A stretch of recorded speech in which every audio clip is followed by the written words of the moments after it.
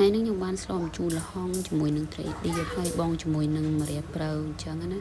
ក្លិនឈ្ងុយមែនទែនសម្រាប់ត្រីខ្ញុំប្រើត្រីឌៀបជាមួយនឹងក្បាលត្រីប៉ាដែលខ្ញុំសល់ខ្ញុំប្រមូលយកស្លចូលគ្នាហើយនឹងសម្បូរកសាំងបងប្អូនពេលដើរទៅផ្សារទៅឃើញកសាំងល្អក៏នឹកឃើញថាយកមកស្លម្ជូរញ៉ាំម្ដងទៅទឹកពុះហើយខ្ញុំជ្រុំប្រហុកចូលបន្ទាប់មកខ្ញុំដុតពុះនឹងចេញទៅហើយបន្ថែមត្រីចូលឲ្យហើយដែរមកដាក់ត្រីហើយខ្ញុំក៏បន្ថែមគ្រឿងទេសចូលឲ្យហើយដែរមានទឹកត្រីអំបិលប៊ីចេងអីហ្នឹងបន្ទាប់មកទៀតខ្ញុំជ្រុំកសាំងបន្ថែមជាមួយនឹងល្ហុងចូលឲ្យហើយស្លជាមួយត្រីឆ្អាប់អញ្ចឹងពេលច្រើនខ្ញុំបងស្ករពេលក្រោយពេលដែលត្រីនឹងរៀងឆ្អិនតិចមិនខ្ញុំបងទុកឲ្យល្ហុងឆ្អិនតិចទៅស្លនឹងឆ្អិនពេលល្ហុងឆ្អិនខ្ញុំក៏បន្ថែមម្រះព្រៅចូលឲ្យហើយម្រះព្រៅបើបងប្អូនមានច្រើនដាក់ច្រើនតិចទៅបងប្អូនដោយសារខ្ញុំអត់មានតែប៉ុណ្្នឹង